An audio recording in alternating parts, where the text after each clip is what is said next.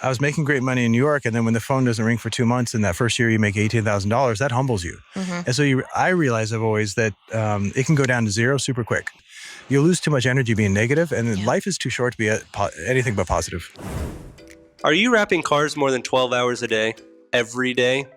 Working nonstop but can barely get by? Burnout, missing deadlines, and wondering just how much longer you can keep this up? That was us too. We started our wrap shop buried under $250,000 in debt, and it felt absolutely impossible. But we dug out, built a profitable shop, and are still in the trenches of owning and operating a wrap shop. We're here to share what we learned along the way so that you don't make the same mistakes that we did. And we're here to help you with the business side of the wraps, like pricing, building a team, streamlining your systems, ultimately so that you can run your shop and your shop stops running you. Welcome to the Wrap Ops Podcast, brought to you by Wrap Fam Unleashed. Welcome to the Wrap Ops Podcast. This is Tanner here, and we have another interview for you. And this one is with the one and only Justin Pate with the Wrap Institute. Now, if you don't know Justin, you are really missing out. He's truly someone special in our industry, and it is a complete honor that he had the time to sit down with us. If you ever see him at a show, he's running around like crazy, always having a packed out schedule and providing value to everyone. So it was such an honor to have just a few minutes this morning to sit down with him. We're going to hear how he got into the industry, how it got started, and also how he brings a collaborative mindset versus that competitive and like I hate you mindset when it comes to other players in the industry. And that's something we can all learn for. So go ahead, sit back and enjoy this interview with me and Justin Pate. Justin. Hello. Welcome to the podcast. Thank you. Yeah, thank you for squeezing in the time today at ISA. We got him right on a Friday morning and he was like, you get a little window, and I'm like, perfect. Not we'll do I'm it. important. I just don't have time. So. Yeah, I know you're busy. Yeah. So we're going to dive right in. So can you tell us, let's go all the way back. How did you start in the industry? How did you get to the Wrap Institute? I started, I graduated from college and I had a couple options and I decided to not do either one of them. Okay. I was going to become a professor in college, or I was going to actually play in the NFL. Wow. And I decided not to do either one of them. I didn't have an itch. I mean, I love playing sports, but I didn't have that itch. And I thought being a professor was cool, but I thought I wanted to get a little life experience in first before going to, so take a little break. So I moved to New York City. And I don't From know, where? Where were you at originally? I grew up in Idaho. Okay. Boise, Idaho. Oh, I did not think you were from the United States. Yeah. Okay. I'm a Boise, Idahoan kid. So yeah, I grew up in Boise, Idaho, went to college in Oregon. And then I just thought, I don't know, growing up in Boise, for all my friends actually moved to New York at the same time. So we actually, nice. I don't know, growing up in Boise, just felt like if you go to New York, that's where you want to cut your teeth. And just, I don't know if it was like reading Jack Kerouac or reading the Basketball Diaries or things like that, or even listening to great music from the 70s. Sure. New York seemed like a cool place to go. So I moved there, never even been there, just moved and fell in love. First day I was there, I was like, the first time I felt at home. Right. Oh, wow. So I was a bartender. Actually, I was a waiter, and then I was a bartender, and I was just kind of just exploring the city and having fun. And then my neighbor, I took over a sweatshop in Chinatown, and my neighbor upstairs did rapping. This was 1996. Okay. I had no clue what rapping was. I mean, it was super new at that time. So he asked me to work for him. I worked for him for about a year. Good guy. Terrible boss, didn't have a credit card, didn't have a driver's license. So he was getting these giant checks, but he couldn't get them cashed. So I would go like 5 weeks without getting paid because he just couldn't have money. And if the call time was 9, he'd show up at 3, stuff like that. So what made you stick around at that time? I like the fact that it was, rapping is always, you have problem solving. But also because I was an athlete, I like the physical. So I like climbing up on scaffolds, and we were doing barricades on 6th Avenue. So the job itself kind of like made it worth it, dealing with this guy. Yeah, and it was just new and different. And there's something about it that I liked, that I was like, okay, this is cool, but I didn't like being late. I didn't like all the complications. So every job was wrong, right? And so I actually quit. I was just like, and then just how life works is someone called me and said, do you want to wrap a van? And he was out of town. It was for one of his clients. And I said, well, I don't take poach clients or what. I don't do that. And he said, well, he's out of town. He can't do it. Can you do it this one time? So I said, I'll do it this one time. I'm not going to do it. And I did it. And I fell in love. I was like, wow, if you show up on time, it actually goes fast. You can actually make money. Yeah. And it just, so it just kind of snowballed where I just became a freelance installer. So from 1997 till 2007, for 10 years, I was a freelance installer in New York.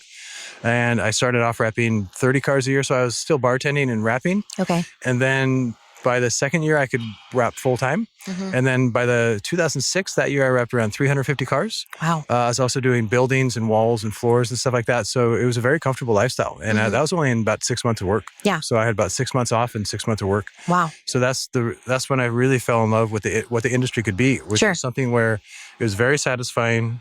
I could make very good money, but also I could have time. I could build my own schedule. And that's always been a priority for me. That's why I like waiting tables, is I can kind of build my own schedule so I could do the things I wanted to, because time for me is more important than money. But if you can have both, that's pretty cool. That's good too. Yeah, so I was basically a freelance installer until 2007. Okay. Yeah. And then what happened in 2007? What did you do after that? Well, let's go back 2 years. I met my wife in 2005. Sure. And so then she lived in Amsterdam and I lived in New York. So we would go back and forth. And she was a journalist and a TV presenter.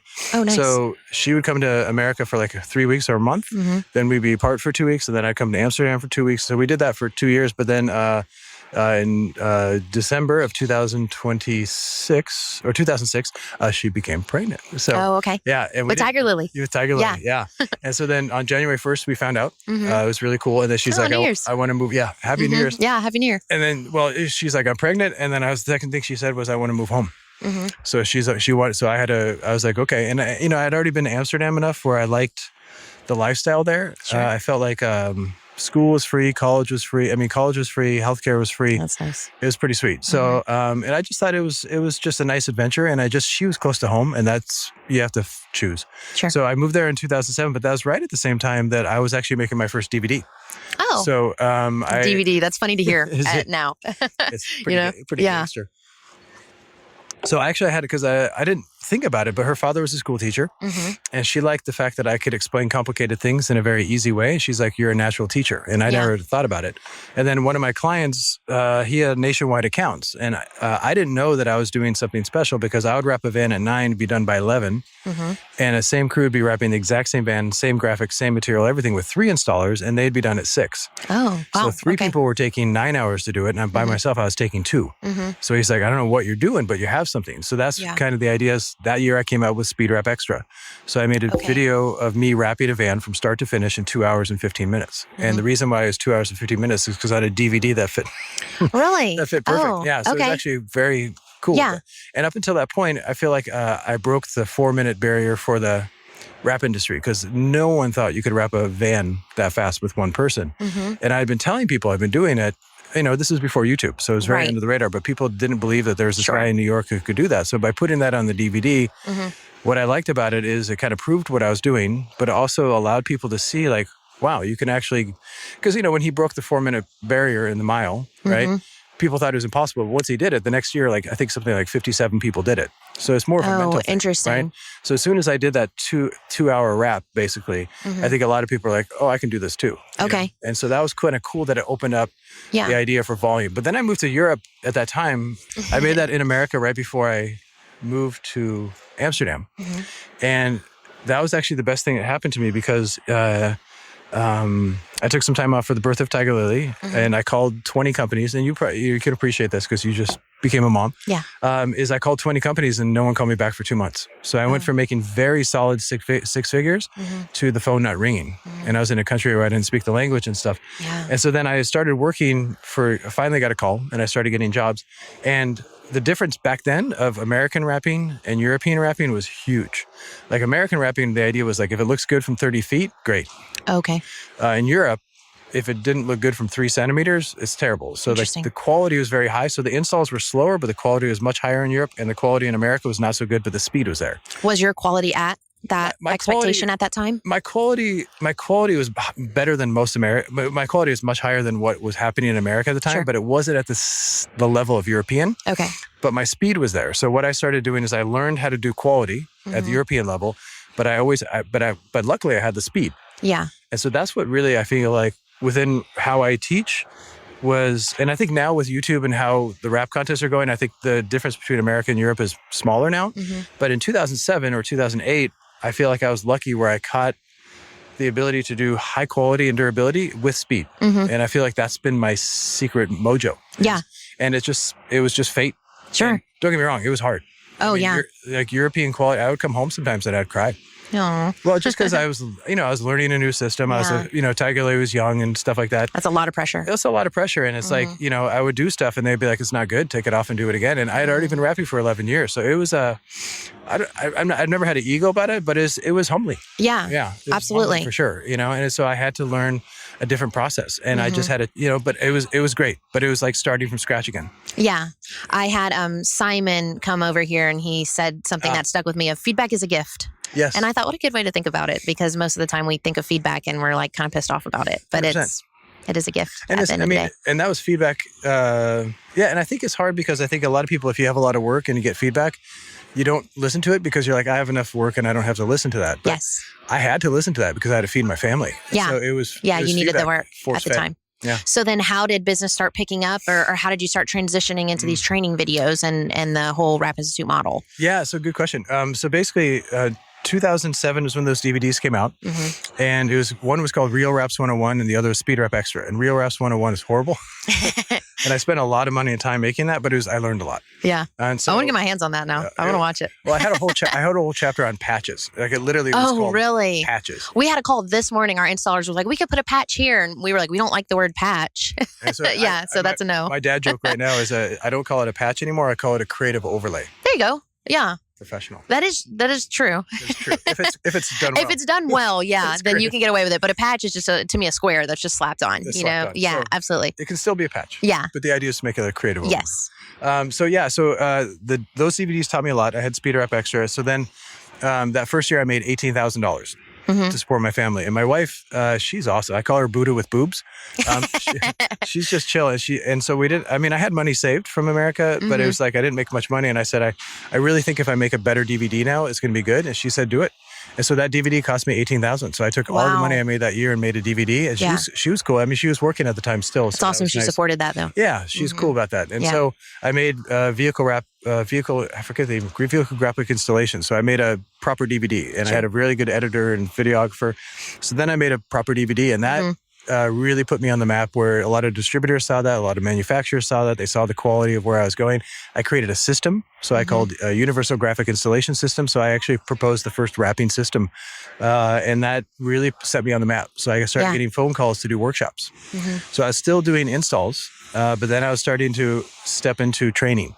So I started training for 3M. So I was a 3M trainer in Europe and doing stuff like that. And then started doing workshops in America for Muto in 2009. And then 2010, I did a workshop in Avery, at Avery headquarters for Muto. And had all the high players. What? You got all the high players right there, right off the rip. But I mean, I want you to, there's 2 people in the workshop. So Muto didn't advertise for it. It was just kind of a mix in marketing. So instead of having to sold out workshop, I had 2 people in the workshop, but one of them was Paul Roba, who was the head of technical division for Avery. Oh, okay. And he had seen a lot of workshops. And at the end of the workshop, he's like, I love how you teach. It's super cool. Would you like to head the Avery training program? I'm going to make you head trainer. Yeah. And I was just like, Absolutely. and so, so it was really special that he gave me the keys to the castle. So then that year I did 8, and then next year I did 10, and then started to build. And then around 2012, I stopped rapping. Yeah. So then I became a full-time trainer. And then around 2013, I felt like the internet was getting fast enough where the DVD was good in 2007. Yeah. But a lot of the techniques in 2007, by 2013, I didn't use anymore, but I can't remake a DVD. And then I thought, how about I go online? And that was the Rap Institute. That's awesome. I love that. Yeah. And we're going to take a quick break to hear from our sponsors. But when we get back, I want to talk about one of my favorite things about Justin and the Rap Institute together, and that is their collaborative mindset versus this really strict competitive mindset that I think a lot of us have. So stay with us. And while you're hearing from our sponsors, please share this episode with someone that you think could benefit from Justin's story. After years of running a wrap shop, I've learned this. Your supplier should be a partner, not a question mark. That's why we trust Grimco. For over 5 years now, they have delivered on time and backed us when it mattered most. There's enough to manage in this business. Your supplier should not be one of them. Set up your new account today. Use code RAPOPS5 for 5% off your first order with Grimco. Welcome back to the Rap Ops podcast. We're here with Justin Pate with the Rap Institute, and we're going to dive right back into it. So, Justin, we touched on this collaborative versus competitive mindset. Sure. So I do want to tell you, almost every single guest that has sat in that seat this show has brought your name up, you or Marcos, saying they did this for me, and that's the reason I got to this next step. And I'm not making that up. You can go watch my podcast and see. So how do you have this mindset of like, let me help everybody versus like, oh, you're coming out with some training videos, now we're competitors and I don't want to talk to you and let's be weird with each other. How do you master that?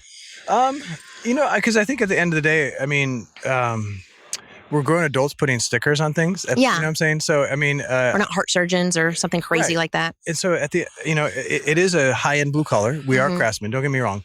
but it's not like this giant ego thing where it's like, yeah, we're not solving cancer, we're not doing all this kind of stuff. So for me, I've always feel like I've had my feet on the ground. And I mean, going back to my story, I was making great money in New York, and then when the phone doesn't ring for 2 months, and that first year you make $18,000, that humbles you. And so I realize I've always that it can go down to zero super quick. Yeah. So as well as we're, and like this year is super successful and Rep Institute's doing great, I know that it can go away tomorrow. So that really puts your feet on the ground too. So that's one. Number two is I just feel like everyone, even though it's competitive, I feel like there's a lot of people who share in this industry. So what I've Koji Nito taught me a great technique called cold pre-stretch. And I could have been like, well, I'm going to take that and just say it's mine. Sure. But I'd like to give credit where credit's due. So anytime someone comes up with a great tool or technique, I like to build them up and share it because I just think it helps grow the industry. And there's never been a point where I think competition is good per se in a friendly way, but I think competition to bring someone down. I hear people like, I hate my competitors and I'm just going to take them out and stuff like that. It creates a negativity and an energy. I can already, even as I say that, I can feel my muscles get tense. Yeah. That it really limits what you can do. And I think having that positive collaboration, and again, don't get me wrong, I've tried to work with partners before and it doesn't work out. So you try it. And so it's never always positive, but I'd rather try to work with people and be neutral than as opposed to fight. Cause I don't know. It just doesn't big picture wise, you lose too much energy being negative and life is too short to be anything but positive. Yeah. I agree. I love that. Yeah. So what piece of advice would you give for installers that see you and are afraid to approach you and think, you're Michael Jordan, I can't go up and say hi to him, and maybe they dream of being a trainer in your booth? What steps do you think they could take to start getting into that side of the industry if they maybe own a wrap shop or are a subcontract installer? How do they get involved? That's a great question. I think the biggest thing is follow your heart and do what you do. So, I mean, I do what I do because I love, and I don't, to be honest with you, I don't really listen to podcasts. I don't watch videos of other people. I just have always just done what I've done. You're just in your lane. And if it works, it works. If it doesn't, it doesn't. And because I just found that if I start to compare and look at other people, it kind of takes me out of what I want to do. Yeah. Or not necessarily what I want to do, but what I just do naturally. Yeah. So I would say just find your lane and find your niche. Like I love what you and Andrew are doing in terms of the podcast. You guys are passionate about it. You researched it. You're doing it really well. And that's your lane, you know? And so I would say at the end of the day, don't look to me as a comparison. I mean, it's nice to see what you can do if you flow your lane, but don't try to be me, try to be you. Yeah. I think that's a big one. Well, if they want to be a trainer in one of the booths, how does someone take the steps to kind of like get into that? I guess, I don't want to call it a circle as if we're like a closed group. Sure. But how do they kind of infiltrate that and start being the face that people know at industry events and stuff like that? What is your piece of advice for that? Yeah, I would say just, when I started working for Muto back in the day, I did it for free. I just wanted to get, my foot in the door. Yeah. But then once I got some momentum, I got paid. So, I mean, I try to do, there's a Luis from Spain is in our booth this year, and he does amazing work in, his social media and stuff like that. But he said, hey, I just want to be in your booth. And I said, okay, well, I'll put you up in housing and stuff like that. But if you want to be here, great. So, and he's been super supportive. So I'm giving him a platform to grow on. Yeah. So I would say, prove what you're doing in a good way. And we're always paying attention and we're trying to find the right people who want to be part of our platform, who are open-minded and, are professional. Yeah. So I would say just do what you do and trust. I think the biggest thing is, if I can backtrack, is just know that everyone's watching all the time. Yeah. And so, for me, I was in the Muto booth from 2009 up until 2015. And in 2013, Frank Fellers called me. Or no, his Carl, who's his right-hand man, called me and says, Frank wants to have dinner with you in Vegas. Pick a restaurant. So Frank flew out to Vegas. And I had dinner with him. I said, why did you come to Vegas? He's like, have dinner with you. I'm like, you flew all the way to have Vegas. And he's like, and I said, why do you want to dinner with him? He's like, because I've been watching you for years. I said, dude, that's the first time I met you. And he's like, and I looked at Carl and I was like, you've been watching me. He's like, that's my job. And I was like, what do you mean? He's like, my job is to make sure that you don't get drunk. You don't party too hard. You do what you do. You're professional. And if you do that year after year, you pass the test. Yeah. So I didn't know I was being watched. And so as I was just That's crazy. Well, it's crazy. Yeah, it's such a good piece of advice as well. I mean, I think the reason why I've been so successful in the industry is I know what not to say and don't say. I know what not to say in the sense that I think I respect every manufacturer. I love their materials. Every material is different. I appreciate the differences. And so because I don't talk negative, I try to support everyone. I'm trying to be professional. You're a safe person to partner with. So they know that if they tell me something, I'm not going to spread it. That helps. But just creating that consistent brand. And, And it can go south really quick. If you get an event and you say something or you get drunk or whatever, you lose your credit. I mean, it's no different. I think people should, okay, how's this for advice? You should treat your advice in terms of wanting to be a trainer and wanting to do stuff no different than if you cut someone's car. If you cut someone's car and that customer sees it and they take a picture and they put it on Google and they give you a 1 star, your reputation's done. Yeah. So you can use your reputation really quickly. So when you're at a show and it's professional, be professional. If you want to party and do stuff, do it on your own time. Yeah. And even on social media, if you want to complain about something, don't do it. Because that one video that you post. Oh, and that's huge. Yeah. Oh my gosh, the negativity online from 100%. our industry at times Even a can comment. be. Comment or a stupid thing. So just always think that everyone's watching all the time and that you're planting seeds. Sure. And those seeds, you might think I went to a show and no one, like Justin didn't see me or whatever. Yeah. But Justin did see you if you didn't do anything crazy, because the next show you're there and you could see that, so you just have to know that even though you didn't get any, it's not 1 + 1. It's not an instant gratitude thing. 100%. Have some People patience. think they're going to become like I did a workshop and I'm I got nothing famous. from it. Yeah. I know. It just takes time, and you don't realize that things that you're doing, all of a sudden someone will come back to you and say, I'd like to do a video deal with you and I met you 2 years ago. Yes. And people think that it should be right away, but it doesn't happen that way. But that just comes from experience too. Yeah, I totally agree. And then same thing you touched on with the payment side of it is I feel like so much is like someone offers, hey, come, I want you to be in my booth and represent us. And right away you're, well, what are you going to pay me? And where's my room and board and this and that. Yeah. And me and Andrew have always been more of the mindset of let's go, let's prove our worth. Sure. And then let's say, can we discuss helping us pay our way there because we are leaving our shop and having a more professional conversation about it. Yeah. But we always try to do the first one of like, well, let's show that we're worth it. Yeah. Versus just right off the rip, you haven't even like worked with us yet. We want $1 million for doing this. 100%. So yeah, definitely a piece of advice is to stop, begging for that payment right on the first one. You know? Because you have to understand. These manufacturers. To have a booth at these shows, super expensive. It's pricey. It's pricey. Yeah, So we wouldn't be here without you guys in ISA. Yeah. So thank you for that. But we appreciate that too, and I'm happy to do this. And I love what you guys are doing. It's super awesome. I appreciate it. Yeah. Thank you. And I think that's our time because you got to get back to training. 100%. But I appreciate all of your time. And if there's anything we can do for you, let us know. Awesome. So thank you. thank you. Yeah. Have a good rest of your day. And we will see you in the next episode. Be sure to like and subscribe.